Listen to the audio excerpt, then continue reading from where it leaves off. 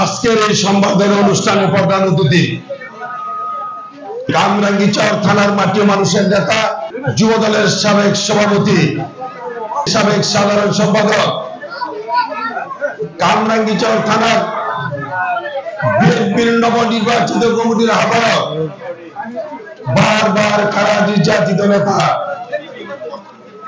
আপনাদের আমাদের অত্যন্ত আপনজন এবং অত্যন্ত পরিশ্রমী একজন নেতা মোহাম্মদ নাঈম। মঞ্চে উপবিষ্ট আছেন ঢাকা মহানগর দক্ষিণ স্বেচ্ছাসেবক দলের সিনিয়র যুগ্ম আহ্বায়ক আমার স্নেহভাজন ছোট ভাই, বারবার কারা নির্যাতিত নেতা এসএম সাহেব। মঞ্চে উপবিষ্ট আছেন কামরাঙ্গীরচর থানার শ্রমিক দলের আহ্বায়ক, বারবার কারা নির্যাতিত নেতা, আমার সাথে দীর্ঘদিন ঢাকা কেন্দ্রীয় কারাগারে একসাথে আমরা দীর্ঘদিন কারাবরণ করেছি আমার সেই স্নেহভাজন ছোট ভাই মোহাম্মদ কাজল খান। মঞ্চে উপবিষ্ট আছেন কামরাঙ্গীরচর থানার বিএনপির সাবেক সভাপতি আমার শ্রদ্ধাভাজন বড় ভাই, যিনি আমাকে পর্দার সামনে এবং আড়ালে সার্বক্ষণিক ভাবে আমাকে রাজনৈতিক ভাবে আমাকে বিভিন্ন সার্বিক সহযোগিতা করে থাকেন, আমার সেই শ্রদ্ধাভাজন বড় ভাই মোহাম্মদ আব্দুল ওদুদ ভাই।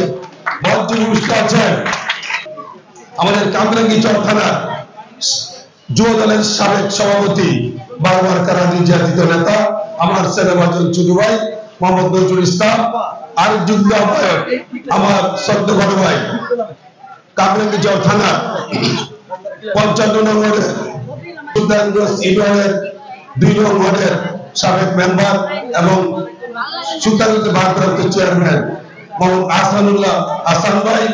মঞ্চে উপবিষ্ট আছেন আমার আরেক শ্রদ্ধাভাজন বড় ভাই, যিনি দীর্ঘদিন কারাভোগ করেছেন, হাজী মোহাম্মদ জহিরুল ইসলাম জহির ভাই। মঞ্চে উপবিষ্ট আছেন আমার আরেক শ্রদ্ধাভাজন ব্যক্তি, আমার অত্যন্ত আপনজন, যিনি রাজনীতির বাইরেও আমার ফ্যামিলির সাথে সম্পর্ক, ৫ নম্বরের মেম্বার ও ৫ নম্বরের বিএনপির সাবেক সভাপতি মোহাম্মদ আজিজ মেম্বার। মঞ্চে উপবিষ্ট আছেন আমার ৫৫ নম্বরের বিএনপির যুগ্ম আহ্বায়ক। মঞ্চে উপবিষ্ট আছেন কামরাঙ্গীরচর থানার বিএনপি এবং অঙ্গ সংগঠনের নেতৃবৃন্দ। মঞ্চে উপবিষ্ট আছেন কামরাঙ্গীরচর থানার মোসাম্মদ ফেব্রিসাপা, আর মঞ্চে উপবিষ্ট আছেন কামরাঙ্গীরচর থানার মহিলা দলের আহ্বায়িকা আমার শ্রদ্ধাভাজন আপা ও সেতন আপা। মঞ্চের সামনে আমার ওয়ার্ডের মহিলা দলের সভাপতি, সেক্রেটারি বিন্দু এবং দূর দূরান্ত থেকে আমার ভাই বোন, আসসালামু আলাইকুম। আমার আরেক ভাই ৫৬ নম্বর বিএনপির আহ্বায়ক, রাজপথে নরাকুশলী বারবার কারা নির্যাতিত নেতা স্বামী, আমার আরেক ভাই ৫৬ নম্বর বিএনপির সাবেক সভাপতি আমার শ্রদ্ধা বড় ভাই মোহাম্মদ সিয়াজ ভাই। অনেকের নাম মানে অনেক নাম বলতে পারছে, সময় সংক্ষিপ্ত, আজানের সময় নামাজের সময় হয়ে গেছে, এই জন্য আমি নাম বলতে পারলাম না। এতদিন বক্তব্য দিয়েছি, নেতাদের সম্বন্ধে অনেক বক্তব্য দিয়েছি, অনেক আপনারা শুনেছেন, কিন্তু যেহেতু আমার এলাকার প্রোগ্রাম, আমাদের ৫৫ নম্বর বিএনপি এবং অঙ্গ সংগঠনের এই প্রোগ্রাম, আমি ২-৪টি কথা বলে বক্তব্য শেষ করবো। সাথীরা, বন্ধুরা আমার, আপনারা জানেন আমার রাজনীতির বয়স ৩৫ বছর বেশি। আমার রাজনীতি সংগঠন ৩৫ বছর ধরে আমি রাজনীতি করি। আমি ১৯৯০ সালে আমি কামরাঙ্গীরচর থানার সুলতানগঞ্জ ইউনিয়নের ২ নং ওয়ার্ডের যে ওয়ার্ডটা বিশাল বড় ছিল, একটা ভেঙে ৫টা হয়েছে, এখন আবার একটাও রয়েছে। আমি সেই ১৯৯০ সালে আমি ছাত্র দলের বিএনপি ছাত্রদল সভাপতি ছিলাম। আমার সভাপতি ছিল, আপনারা সকলে ওনাকে ছিলেন, ওটা পরিশ্রম নেতা ছিলেন।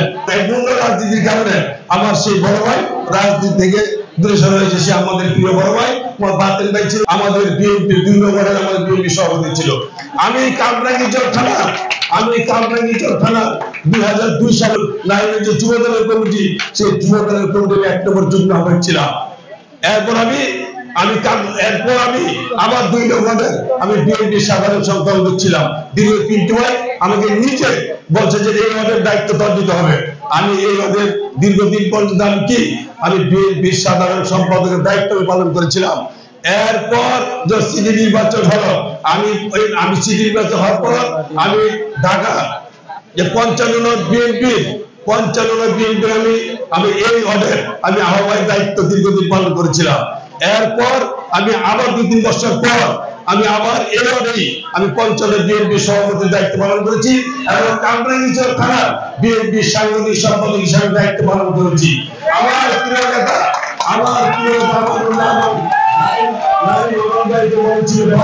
মহানগরের ভিতরে মানে 2 জনের পর মানে এক পর 2 জন কেউ করতে পারবে না।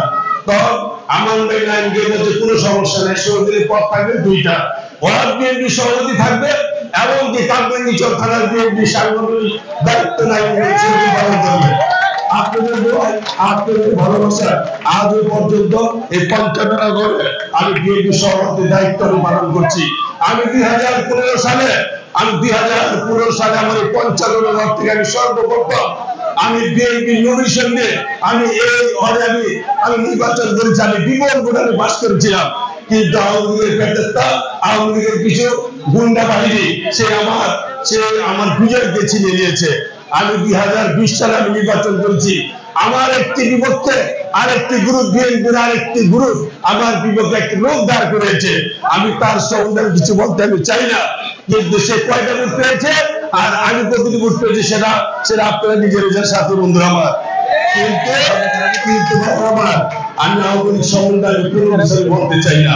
এই আওয়ামী লীগ 17 বছর আমাকে বড় থাকতে দেয় নাই, শুধু আমাকে না আমার টোটাল পরিবারকে অশান্তিতে রেখেছে। সার্বিকভাবে আমার আর্থিকভাবে ক্ষতি করেছে। আমার বাবার যে আমার জমি রয়েছে, আসার মেম্বার এখানে বলেছে প্রায় 150 কারের উপরে জমি। এই তাপস এবং এই কামরাঙ্গীরচরের এই কমিশনার নুরাইল এবং এই হোসেন, এই নুরাইল হোসেন থেকে আমাদের জমিনটাকে কেটে খালের সাথে মিশিয়ে দিয়েছে। অনেক আওয়ামী লীগের লোকেরা তোমরা হাসাহাসি করেছ, এর ভিতরে আমি কিন্তু জানি তারা তাদের সাথে জড়িত রয়েছে। আল্লাহ পাক আমি তোমাদেরকে কখনো কোনো ক্ষতি করবো না। আল্লাহ পাক এর বিচার আল্লাহ পাক একদিন করবো। আশা করি তোমরা ভালো থাকো। এখন অনেক আওয়ামী লীগের ভাইরা কি সুন্দর ঘরে ঘুমাইতেছ, তাদের সাথে হাত করে ঘরে ঘুমাইতেছ, ভালো খাইতেছ, বিয়া শাদীর অনুষ্ঠানে যেতেছ। কিন্তু আমরা এই প্রথম সারিতে আমরা যারা রয়েছি এই 17 বছর আমরা কোনো সামাজিক অনুষ্ঠানে যেতে পারি নাই। আমার পিছনে আমার গ্রিন রেড সিগন্যাল বেজে গেছে, বর্তমান বেশি যাওয়া যাবে না, যেহেতু সামনে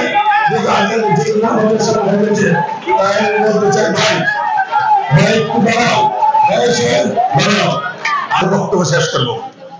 থানার মিথ্যা মামলা দিয়ে হাসিনা গুন্ডা বাহিনীরা আমি 2 মাস জেল খেটে মাত্র 15 দিন পর 2 মাস জেল খাটার পর 15 দিন না যেতে আমাকে আবার জীবিত হয়েছে। এটার সাথে আমার বিএনপির কোনো ভাই জড়িত ছিল। কিন্তু ভাই একদল আওয়ামী লীগের জ্বালা আমাদের বিএনপির জ্বালাইছিলাম আমি ভাই, অনেক নেতারা জানে। ভাই দুঃখের কথা দিলে বলতে দেন, আমার যে স্ত্রী অনেকেই বলেছে যে শহীদুল্লাহর বউ অনেক পরিস্থিতি, আমার বউ কিন্তু আপনাদের থেকে ভালো মামলা জানে, সবকিছু ওনায় মুখ করছে। আমার কোর্ট কাছারি জেল সবকিছু ওনায় মুখ করছে। জীবে ধরে নিল সিরাজ ভাই অনেক কিছু জানে, আমাদের নাইমুল জানে, অনেক সিরিয়াস নেতারা এখানে জানে। ওইখান থেকে জ্যাপ্তে উপায় কিছু নাম লুটিয়ে পাঠিয়েছি। 12 পরে নিয়ে গেল জেলখানায়। 3.5 মাস পর আমি ভাই জামিন পাইছি। ভাই 3.5 মাস 4 মাস করে জামিন পাওয়ার পরে ওই মানুষের মনে কেমন আনন্দ লাগে বলেন আপনারা।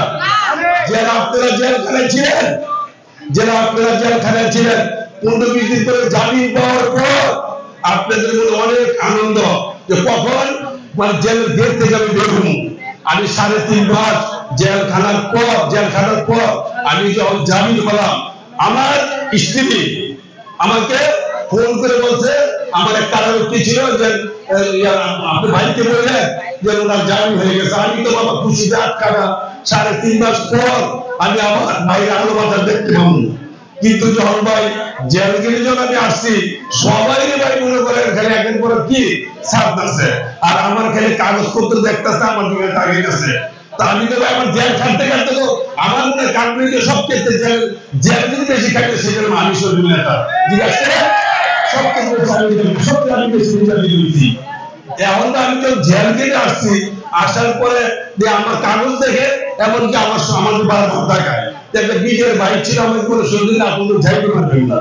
এখন এরপরে তো আশা করেছি যে আমার ছেলে আমার বারো বাচ্চারা বাড়ির ধারা আমার যে অপেক্ষা করতেছে ফারুক খানা সাহেবের চুরবাই এবং সাক্ষী ছিল। এখন ভাই যখন আমি তো সবাইকে যে বের করে দিছে, আমি তো আমাদের তো সাইডে রাখছে, রাখার পরে সবাই বের করে বলতেছে যে সজীব ভাই আপনি এখন যান। হঠাৎ ভাই যে হঠাৎ একটা কারণে ফিরত আছে, আমি আমার কান দিকে তারা দুই দাঁড়ানো ধারা দিচ্ছে।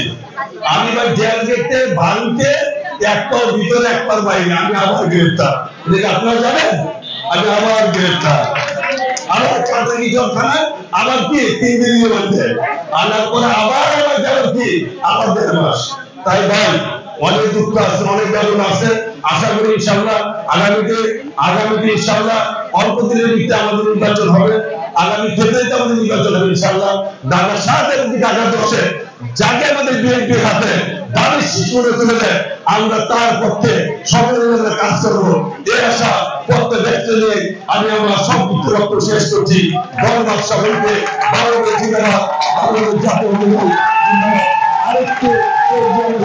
আরেকটু আজকের অনুষ্ঠানে যারা এত কষ্ট করে আজকে এই অনুষ্ঠানটা সামনেছেন, আপনাদের বিএনপি ভাই ফারুক ইসরায়েল বিপন এয়ারপোর্ট সুপর দুলাল, আপনাদের আমাদের যুগ্ম আহ্বায়ক ইউসুফ, আমাদের চৌধুরী আলামী, আপনাদের সকলকে ধন্যবাদ। ইনশাআল্লাহ সকলে ভালো থাকবেন। আসসালামু আলাইকুম।